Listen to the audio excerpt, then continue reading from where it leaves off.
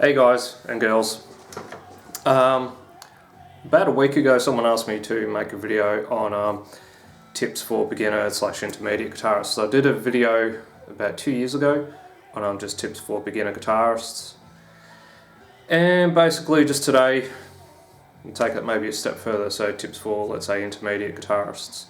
Like I stated in the last video, I've been teaching guitar now for about 10 years, primary school kids, high school kids, senior citizens, all sorts of things, and you sometimes see familiar issues and things that pop up somewhat regularly. So today we're just going to have a quick chat about some common issues that I see a lot and things that you can perhaps use to improve your guitar playing. So first of all, we all know it, the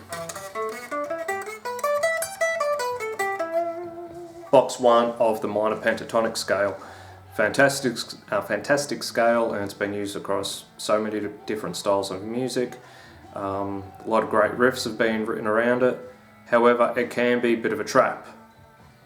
It's so familiar, it's pretty easy for the bending, but a lot of people get trapped there. And people, let's say we're playing in A minor pentatonic, people have a hard time connecting that, so they just jump to the octaves. What you want to learn to do is learn the variations of any scale, so all the inversions of that different scale.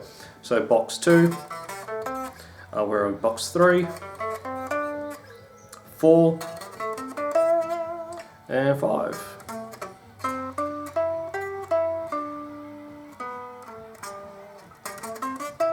That's it. So you want to learn those, okay? And that will help you get up and down the neck a bit, okay? Not just jump from one to the next. Second point I really want to make would be bending. I just mentioned bending, like in the first pattern and the first box pattern and that.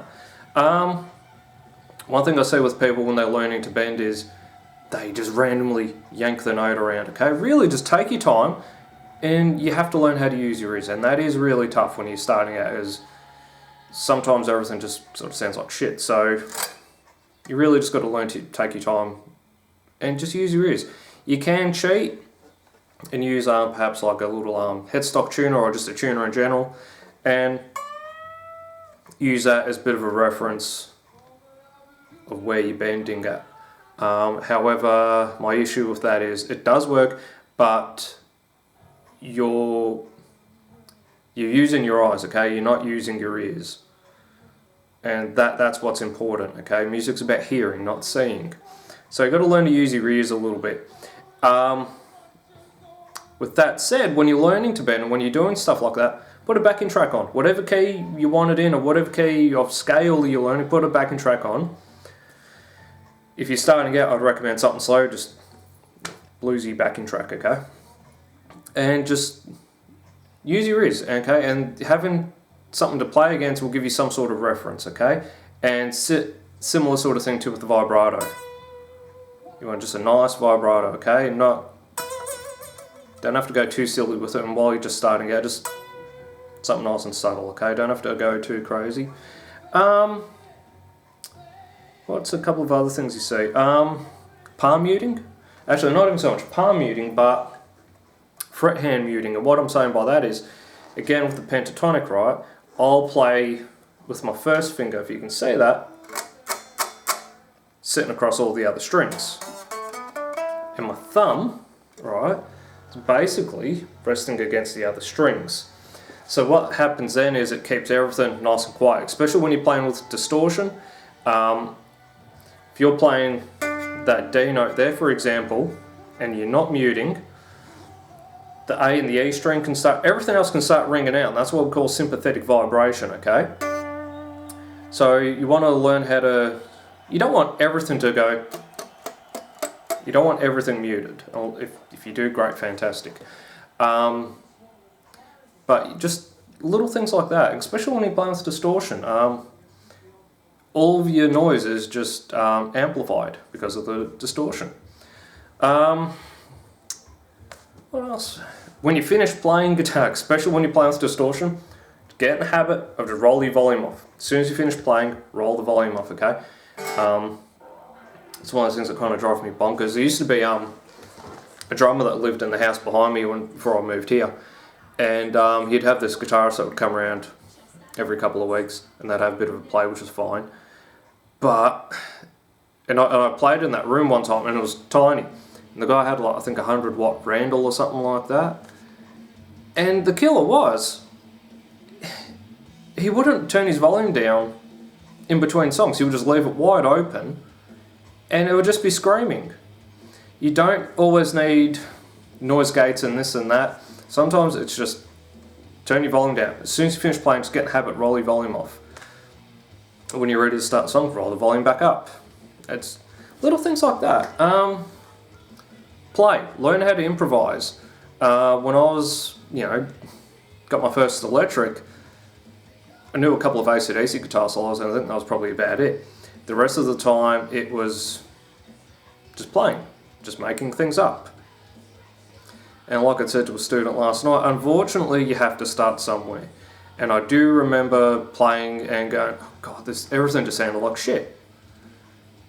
And it's not until you learn some really basic stuff, like I've just said your pentatonics, for example, you start working your way up. So you start off it, perhaps everything sounds like shit, then, okay, that wasn't too bad. And you start working your way up, and eventually things just start to sound better. You have to start somewhere, especially with improvising. It's not something you can just Google and, oh, there's the answer. It really is something just got to spend some time with and just work at it. It's really simple as that. All those things you hear about, practicing, using the metronome, it's all true. And sometimes just slow down. I see a lot of people, and they, like tonight for example, doing some stuff in sweep picking. And that I'll be willing to bet I'll have to say slow down. And that's one of those things I sort of say every day, slow down, do it again, slow down, do it again. If it takes you 6 months, stiff. That's what it takes. I thought probably about 10 years ago, more, 12 years ago, I thought I had my sweep picking together. And then I saw a guitar teacher, and he said, you're terrible at it. Whereas, if I bring that up again, sweeping should be just a nice fluid motion. Okay? I was doing really fast individual, like up and down picks. Shouldn't be that way. So, learn to take your time. Don't always rush, because that doesn't always lead to a good place, okay? Sometimes it's quicker to go slow, okay? Like I said, I thought I had my stuff together with the sweep picking. Nah. Spent the next 3 months, whatever it was, just sitting with a metronome and just getting the technique together. And with that said, pay attention to your picking hand. The picking hand seems to be the bastard stepson that no one wants to know about. Everyone just spends their time watching their fretboard hand, okay? Which is fine. But you play guitar with 2 hands, okay? This is literally half of your guitar playing right here, okay? Pay attention to your picking hand. And you want, depending on what you're doing, of course, but in general, you don't want to be, playing guitar like you're playing tennis or something. Nice, yeah, I get some people, and I'm not saying this is a bad method anymore, I'm just trying to illustrate some points. I see some people, they've got picking marks, like, this far out on their guitar. There's no strings here, or here. This is as far as you really need to go. Like I said to a few people, as far as picking, maybe go as wide as the pickup rings, okay? Covering the whole width of the guitar, or as far as like your arm will go, crazy. Absolutely crazy. You're wasting a lot of time and energy, by doing that. So control your picking strokes. And when you're doing more single string stuff, same thing. You don't want to go too wide, because like occasionally I do it, and it's something I'm always trying to work on. Occasionally I might go too wide and bump the next string with the pick. So just practice small picking strokes, okay? Really pay attention to your picking hand. I'll say to someone, or I will, like I said, sweep picking before. Sweep picking, right? Sweep picking, not sweep fretting, sweep picking. So we'll be talking about picking, and they just watch this hand. My fretboard hand. It's sweet picking for, you got to watch that hand, okay? So really pay a bit more attention to your picking hand. Occasionally work on your upstrokes. You want to do something a little weird, help you picking. Play your pentatonic again, for example, but instead of going down, up, go up, down, up, down. So you start the new string on an upstroke. That's a little bit of a challenge. That's probably about it. But like I said, just take your time. Learn to use your ears. Improvise. Learn. Unfortunately, you have to start somewhere through improvising. You can't just jump in. Like I said, just Google it. I've got some friends who are fantastic at reading notation, like friggin' brilliant at it. Can't improvise.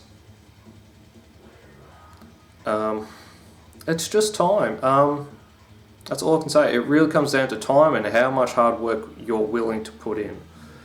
So I hope that helps. If anyone's got any questions, feel free to ask.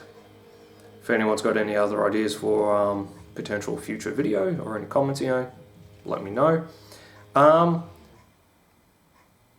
if you want, go through some of my YouTube videos, because I've got, I don't know how many even videos now, but I've got a fair few videos on there. So, and I've definitely got an older video talking about playing the pentatonic scale in like what I call the 2-3 combo.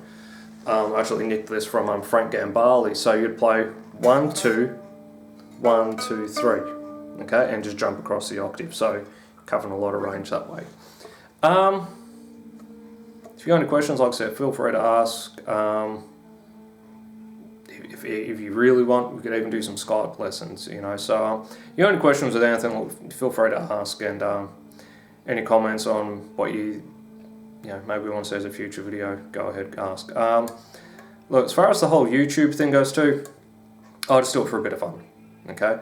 So, I had someone made a comment on one of my videos the other day that it wasn't a metal demo.